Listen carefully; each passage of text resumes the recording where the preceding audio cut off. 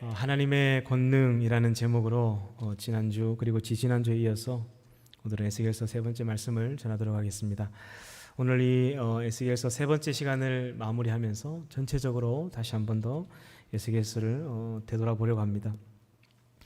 2주간에 걸쳐서 전했던 말씀이 1장부터 24장까지의 말씀이죠. 간략하게 지지난주에 있었던 말씀들을 살펴보면 에스겔이 하나님께로부터 소명을 받습니다. 1장에서 3장에 보면 굉장히 장엄하고 웅장한 그런 신비로운 이런 소명을 받게 되죠. 그리고 4장에 보면 이스라엘 백성들이 이렇게 설교를 해도 제대로 듣지 않으니까 하나님께서는 퍼포먼스를 통해서 이스라엘 백성들이 설교하라고 하시죠. 그래서 인분 불을 지펴서 거기다가 빵을 구워 먹고 390일 동안 그렇게 하라고 합니다. 이것은 이스라엘 백성들이 바벨론으로 포로 잡혀갈 때에 그 광야길에 끌려가는 동안 이 고생의 빵을 먹게 될 것이다 라는 것을 예언했던 말씀이죠.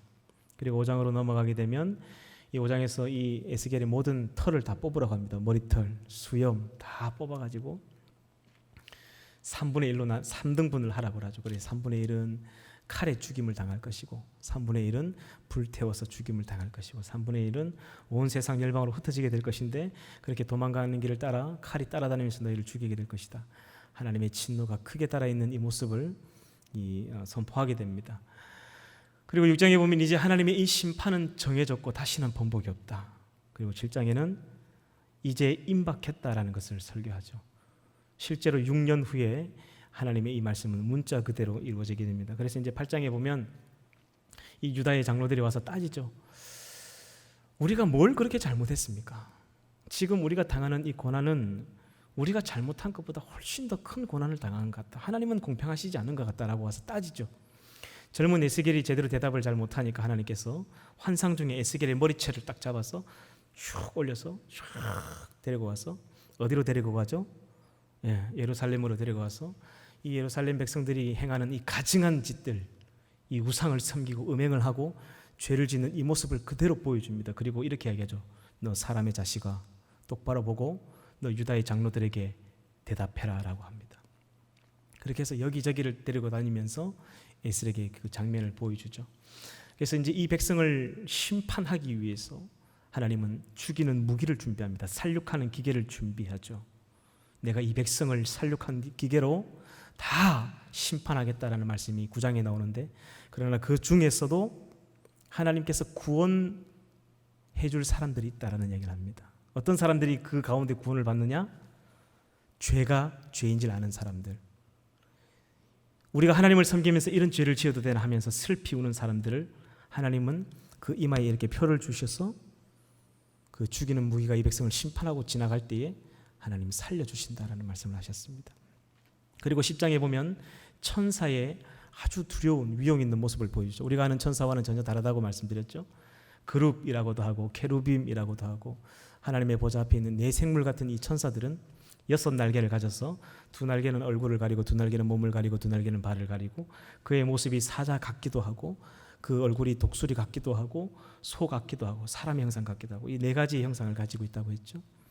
그들의 아주 두렵고 위험 있는 모습을 10장에서 보여주고 있습니다. 11장에 보면 결국 이 하나님은 이제 떠나게 됩니다. 떠나시는 이유가 뭐죠? 못 견디는 거예요. 이스라엘 백성들과 언약을 맺어서 결혼을 했는데 하나님을 눈앞에 두고도 이 예루살렘 이 백성들이 다른 신을 섬기며 바람을 피는 거예요. 하나님 결국 못 견디고 떠났는데요. 하나님이 떠나시면 어떤 일이 벌어지냐? 바로 살육이 일어납니다. 바로 전쟁이 일어나요. 적들이 쳐들어오게 되어 있습니다. 그래서 12장에 보면 이 에스겔이 행장을 꾸리죠. 이삿짐을 싸서 보따리를 들고 벽에 구멍을 뚫어서 거기서 들어갔다 나갔다 하면서 설교합니다. 하나님이 떠나시면 살 수가 없다. 이삿짐을 꾸리고 빨리 도망을 가라. 그것이 살 길이다라고 이야기를 하고 있습니다. 예수님께서도 똑같은 이야기를 하셨다고 했죠. 멸망에 가증한 것이 서지 못하는 곳에 서는 날이 오거든. 하나님이 이미 떠나셨으니까 살기 위해서는 도망을 가라는 이야기죠. 이 성전에 돼지 피가 뿌려지고 돼지 머리를 앉혀놓고 무당들이 와서 여기서 만약에 구슬한다. 이미 그곳을 하나님이 떠났다는 거예요. 하나님이 떠나시면요 바로 살육이 일어납니다. 여러분 우리나라 대한민국이 지금 평안한 것 같지만 하나님이 이 나라를 떠나는 순간 망하는 건 지름길입니다. 이건 불을 보듯 뻔한 거예요. 우리가 겸손해야 되는 이유가 있겠습니다. 그렇게 해서 이제 13장으로 넘어가게 되면 성경에서는 이 살인죄보다 더 엄한 죄가 있습니다. 그것은 영혼을 사냥하는 이 거짓 예언자들, 거짓 선지자들을 향한 책망입니다. 하나님께서 이런 성경은 아무것도 모르고 하나님 말씀도 제대로 알지도 못하고 그냥 어디서 은사 받아가지고 머리 가서 안수해주고 또 그런 데 가서 그런 거 좋아하고 머리 더 밀고 안수받는 그런 짓 하면 안 된다고 그랬죠. 맑은 정신으로 성경을 읽어서 이 청천벽력 같은 하나님의 음성이 귀에 들려야 진짜 신앙이 성장합니다. 이런 거짓 예언자들 따라가다 보면 결국 그 영혼이 죽는다는 이야기를 하죠. 모세가 신신당부했죠. 너희 중에 선지자나 예언자가 일어날지라도 꿈꾸는 자가 일어날지라도 그들의 말이 맞을지라도 따라가지 마라. 이스라엘 백성들도 지금도 마찬가지죠. 그래서 이제 14장에 넘어가면 이 장로들이 또 따지러 옵니다. 여러분 기억하세요. 늘 입에 불평이 있는 자들은 항상 불평해요. 아무리 하나님이 좋은 것을 주셔도 불평하면서 합니다. 그러니 하나님 복을 안 주는 거예요. 그 입의 열매대로 살게 되어 있습니다. 늘 따지는 장로들은 또 와서 또 짜지는 거예요. 이 유다의 장로들이. 그래서 하나님께서 15장에 보면 포도나무 비유로 심판하시겠다고 하죠. 포도나무는 열매를 맺지 못하면 아무짝에도 쓸데가 없습니다. 뭐 가구를 만들겠습니까? 뭘 하겠습니까? 땔감밖에 안 되는 거죠. 이 이스라엘 백성들이 열매 맺지 못하는 포도나무처럼 쓸모없게 되었다. 내가 이제 지옥의 땔감으로 태워버리겠다는 이야기를 하시는 거죠. 그리고 16장에는 이 가증한 창녀가 되어버린 이 예루살렘 백성들을 하나님께서 안타까워합니다. 내가 너희들이 집도 절도 없이 그렇게 떠돌아다닐 때에 피투성이에 대해서 발짓하는 것을 보고 내가 너희를 불쌍하게 여겨서 내가 너희를 구원해서 나일강에 다 죽어야 될 인생을 내가 사랑해서 내가 너희를 데리고 와서 씻기고 탯줄을 잘라서 내 자식으로 삼았다. 내가 너에게 물돼지 신을 신기고 그런 말을 가르치고 손에 가락지를 끼우고 온갖 좋은 것으로 다 입히고 먹이고 했는데 내 가슴에 품어보기도 전에 다른 신을 섬기며 나를 떠나버렸다. 나를 배신했다라는 이 참담한 이 창녀가 되어버린 예루살렘을 하나님이 안타까워합니다. 그래서 17장에 보면 수수께끼 비유를 통해서 아니 하나님과 언약을 맺었는데 이 언약을 지키지 않으면 어떻게 바로 설 수 있겠느냐. 부부가 결혼을 했으면 부부의 예를 다 해야지. 남편을 눈앞에 두고 계속 다른 남자와 바람을 피고 어떻게 이 남편이 이렇게 복을 주고 같이 살 수 있겠느냐. 살 수가 없다라는 게. 그렇게 해서 이제 18장으로 넘어가게 되면 하나님께서 최고장을 선포합니다. 마지막 경고장. 이제 더 이상 용서는 없다. 그 마지막 경고장을 이야기하시면서도 하나님께서 그러나 지금이라도 만약에 너의 죄를 돌이키고 나에게 돌아온다면 내가 용서해 주겠다. 참 우리 하나님 속도 없죠. 용서해 주긴 뭘 용서해 줘. 그냥 끝내버리지 그냥. 또 용서해 준대. 여러분 따라합니다. 잠이 많이 오죠. 신앙은 늘 오늘이다. 다시 한번 큰 소리로 신앙은 늘 오늘이다. 여러분 어제까지 내가 큰 은사를 받아서 놀라운 일을 하고 막 수백 명을 전도했던 사람일지라도 오늘 이 아침에 눈을 떴을 때에 내가 하나님을 섬기지 않으면 내가 하나님을 섬기지 않고 죄를 지으면요 이거 아무것도 아니에요. 이건 여러분 성경에서는 잠자는 것을 죽음으로 표현합니다. 우리는 한국 사람들은 잠자는 것을 쉰다고 생각하지만 이스라엘 백성들이나 성경에서는 잠은 죽음으로 표현을 해요. 어젯밤에 우리는 죽은 거예요. 그리고 오늘 아침에 눈을 뜰 때 하나님 우리에게 새로운 생명을 준 거예요.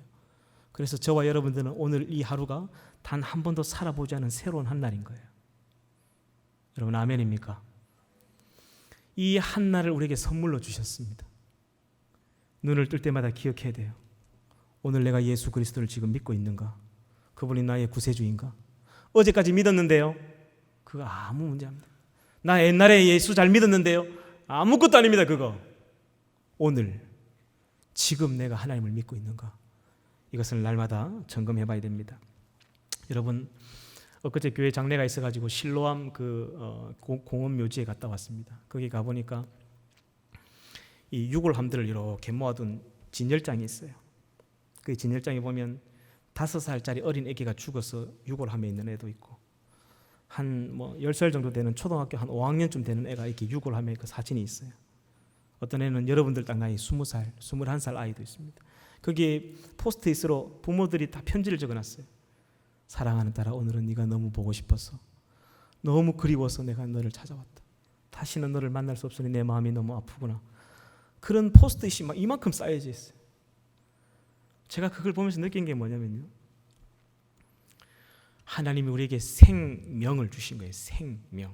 살 생자에 명령 명자. 하나님이 살라 하는 날까지 살 수 있는 거예요. 여러분은 언제까지 이 첫날 만날 살 수 있는 게 아니에요. 내일 하나님 오늘 밤에 눈을 감았는데 더 이상 내일 아침을 보지 못한다면 하나님 우리를 부르시는 거죠. 그래서 신앙은 늘 오늘인 거예요. 오늘 내가 구원받았는가 날마다 나를 돌아봐야 되고, 그래서 우리가 겸손할 필요가 있는 거예요. 그래서 우리는 죽을 때까지 예수가 필요한 거예요. 할렐루야. 겸손함으로 살아가야 될 줄 믿습니다. 근데 이스라엘 백성은 돌아오지 않습니다. 그래서 하나님이 우시죠. 19장에 보면 하나님이 슬픈 노래를 지어서 이 에스겔이 애가를 부릅니다. 이 하나님의 마음이죠. 이런 눈치도 모르고 또 이 예루살렘의 이 유다의 장로들이 또 따지러 옵니다. 아니 하나님이 전능하시다 하면서 어떻게 우리를 바벨론 신에게 빼앗길 수 있느냐? 하나님 무능하신 분 아니냐? 어떻게 이 바벨론 신들에게 우리를 팔아버릴 수 있느냐? 억울하다라고 이야기를 합니다. 자기가 지은 죄는 모르고 자기 백성의 죄는 알지 못하고 하나님께만 따지는 거예요. 우리도 똑같죠? 신앙생활하다 조금 어려우면 하나님 왜 이러실까? 신앙생활하다 조금 어려우면 하나님 나를 왜 이렇게 고난을 주실까? 똑같아. 하나님께서 절대로 화가 나서 대답하지 않겠다 말씀하시지만 자기 백성들이 와서 또 질문하니까 또 대답합니다. 그래서 하나님께서 결국 이들을 위해서 서슬퍼런 시퍼런 칼을 준비합니다. 바벨론이라는 칼을. 그리고 마지막 국문장을 열죠. 22장 23장에 사랑하는 자기의 딸 첫사랑 이 예루살렘의 목에 이 바벨론의 칼을 딱 갖다 댑니다. 그리고 이렇게 질문하죠. 네가 네 죄를 알렸다? 모르겠는데요. 이렇게 하는 거예요. 뭐? 몰라? 그래서 22장 23장에 보면 출애굽부터 지금까지의 모든 죄를 하나님이 하나하나 조목조목 이야기합니다. 너에게 이런 죄가 있었고 너희가 또 이런 죄를 지었고, 그리고 결국 24장 지난주에 하나님은 참수를 하시죠. 860년을 사랑했습니다. 모세가 출애굽한 그때부터 지금까지 한결같이 하나님 포기하지 않았죠. 근데 결국 사랑하는 자기의 딸을 예루살렘을 참수합니다. 녹슨 가마를 대령해서 거기에 왕족으로부터 모든 귀족, 제사장, 레위, 목사, 권사, 장로, 집사 전부 다 쳐넣어서 전부 다 죽입니다.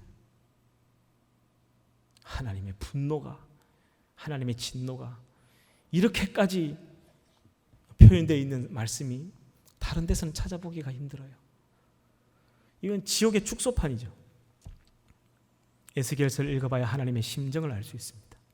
에스겔서를 모르면요, 하나님이 얼마만큼 분노하셨는지 알 수가 없어.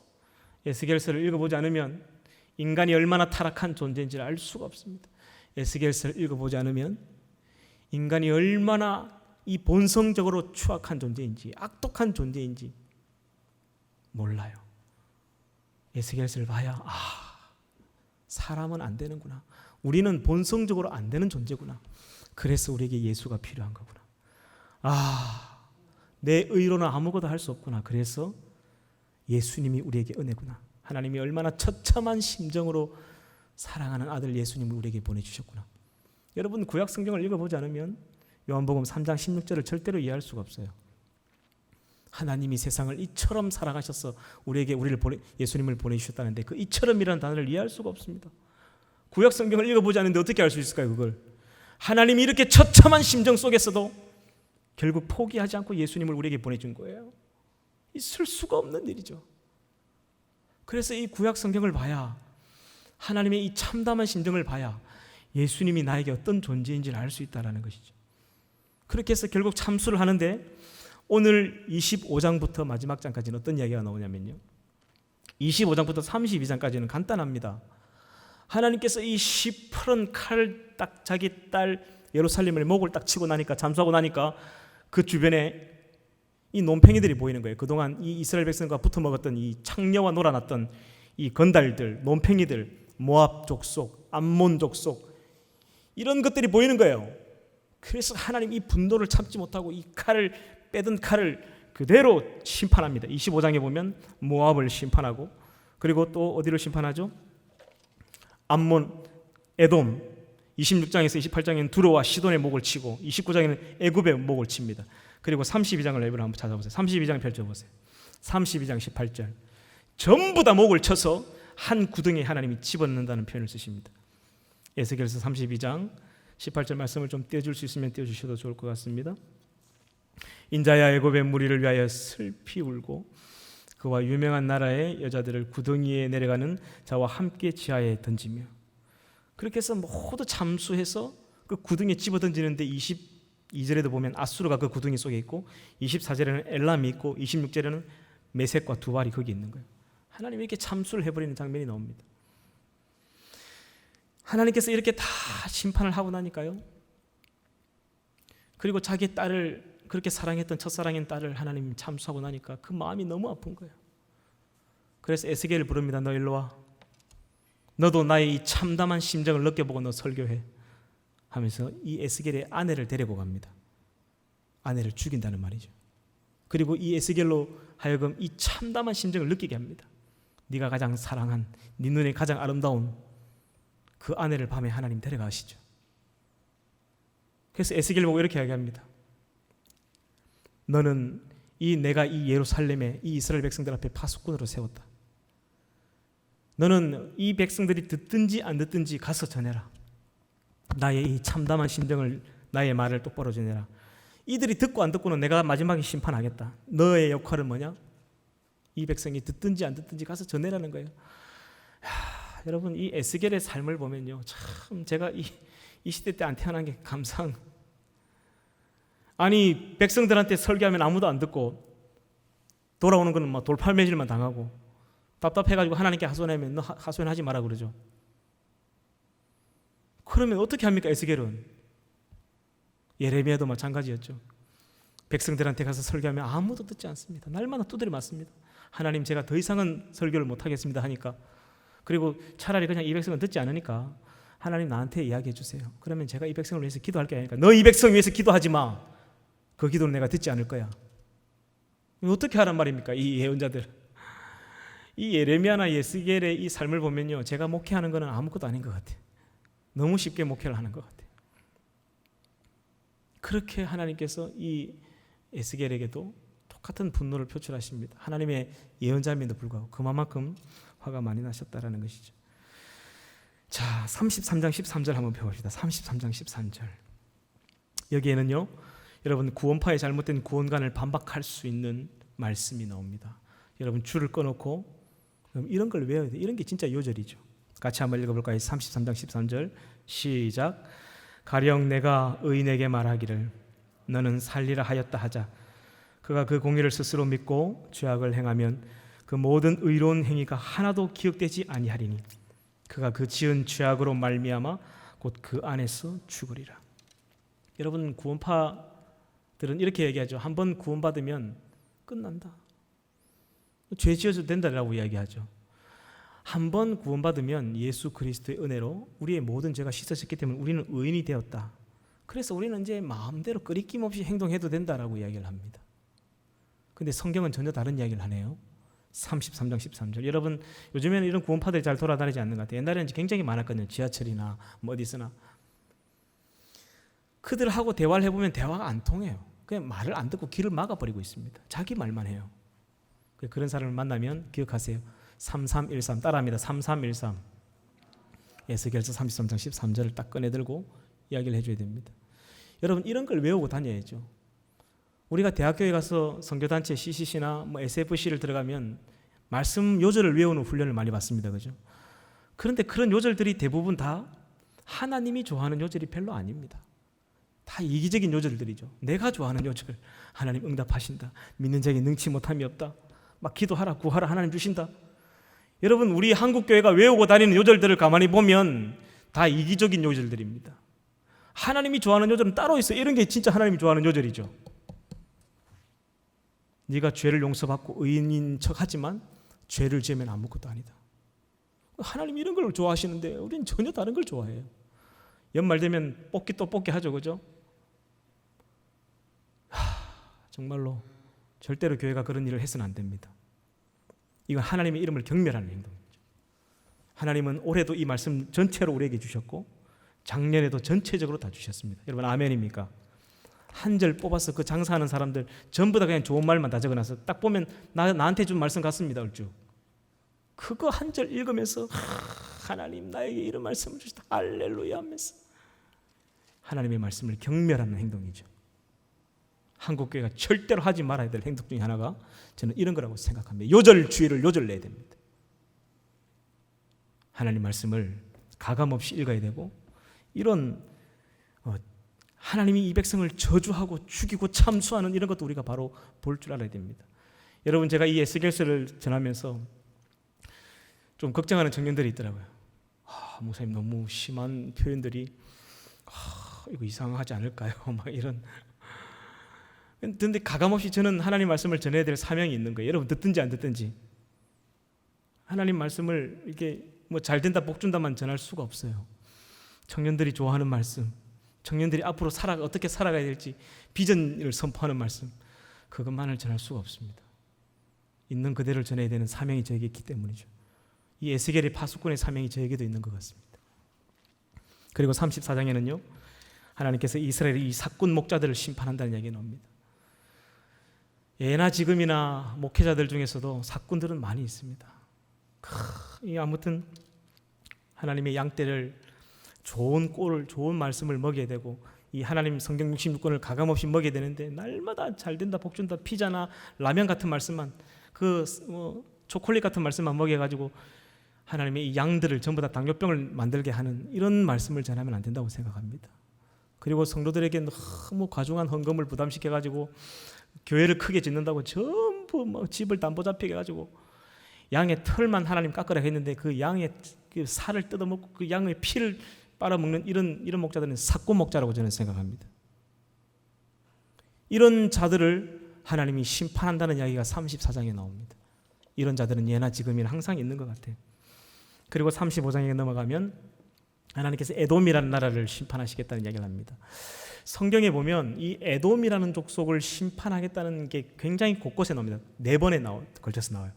오바댜서 전체가 이 에돔의 멸망을 이야기하고 있고, 그리고 오늘 읽은 이 에스겔서 35장이 에돔의 멸망을 이야기하고 있고, 이사야 34장에도 보면 에돔 족속을 멸망하겠다는 이야기가 나오고, 그 다음에 예레미야 49장에도 보면 이 에돔을 하나님이 심판하겠다는 이야기. 에돔이 누구냐면요, 에서의 후손이에요. 에서. 하나님이 야곱만 사랑한 게 아니죠. 에서도 불쌍하게 생각하셨어요. 그래서 그들이 안전하게 살 수 있는 거처를 하나님 주셨습니다. 그게 페트라라는 것이죠. 한번 사진을 띄워주시겠습니까? 근데 이 백성들이 저 돌 바위 안에, 여러분 저 갈라진 곳이 보이나요? 저 갈라진 틈 안으로 이 에돔의 족속들이 살았던 곳이 1.6km를 걸어서 들어가야 됩니다. 여러분 예루살렘 그 성지 순례를 가면 요르단 마지막에 이제 저런 페트라를 가게 되는데 여러분 꼭 한번 가보셔야 돼요. 하나님께서 이 에돔 족속을 어떤 칼로부터 보호해 주시기 위해서 아주 이 난공불락의 요새를 주셨습니다. 그런데 이들이 교만해져 가지고 저 앞에 그 실크로드가 지나갑니다. 이 무역 상인이 지나가면 잡아가지고 막 과도한 통행료를 받고 사람을 죽여버리고 신비한 물건들을 다 뺏어가지고 불을 채웠죠. 그리고 자기 종족인 이 야곱의 사람들이 추수를 해가지고 밀과 보리를 타작하면 그거 다 칼로 죽여가지고 전부 다 빼앗아 버리고 이런 악독한 짓을 했습니다. 한 장만 더 넘겨주시면 저렇게 저 틈바구니로 높이가 높은 건 100m예요. 100m. 어떤 민족도 침범할 수 없는 나라였죠.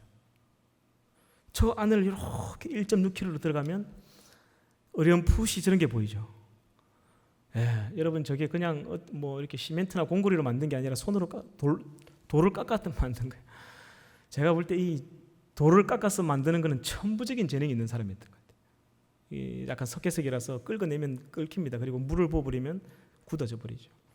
저런 페트라가 일주일 동안 구경해도 다 볼 수 없는 정도의 엄청난 곳이 있습니다. 입장료만 16만 원. 저런 곳에서 살면서 교만해져가지고 하나님께서 자기들에게 보호해 주심도 모르고 그렇게 교만방자하게 살았는데 하나님께서 저 민족을 완전히 멸망시켜버립니다. 그리고 36장으로 넘어가게 되면 36장 22절을 잠시 펴주십시오. 36장 22절 우리 같이 한번 읽어볼까요? 36장 22절 시작.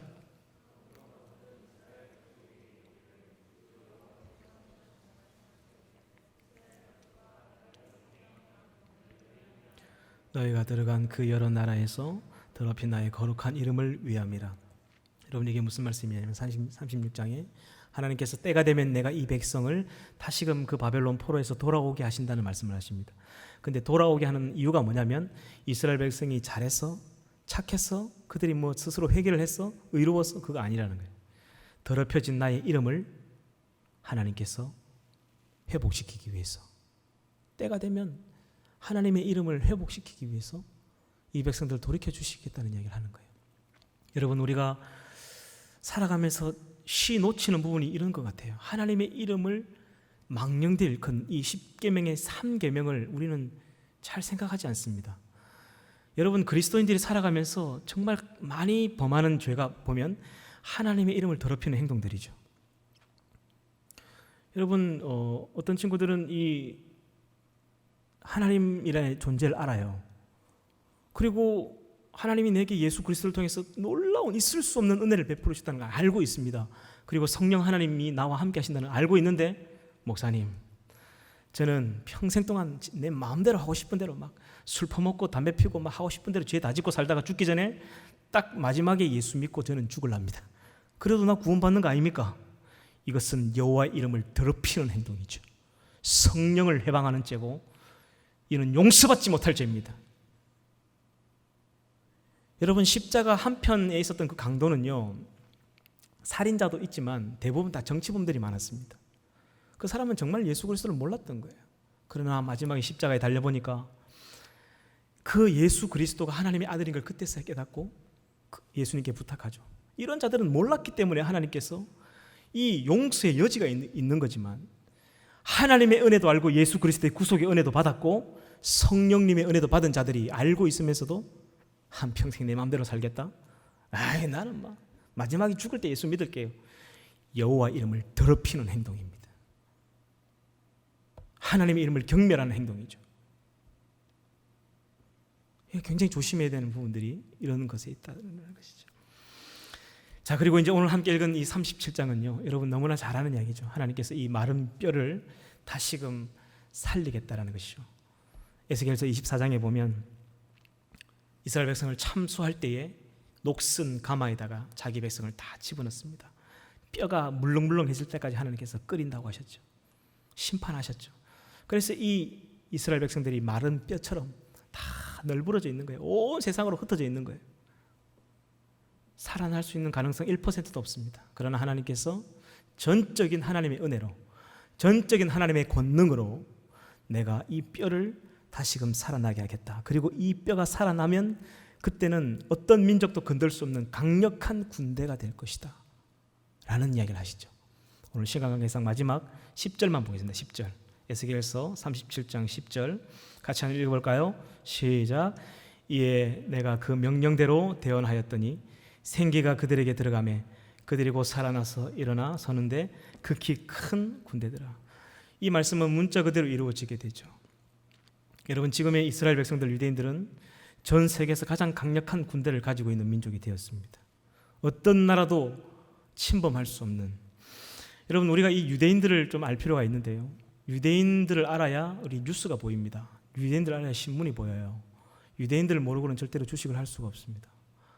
왜냐하면 유대인들이 이 미국이라는 나라를 이미 장악한 지가 오래됐습니다. 그 아름다울 밑자를 써서 아름다운 국가라 해서 미국이라는 나라 자체는 사라진 지가 오래됐어요.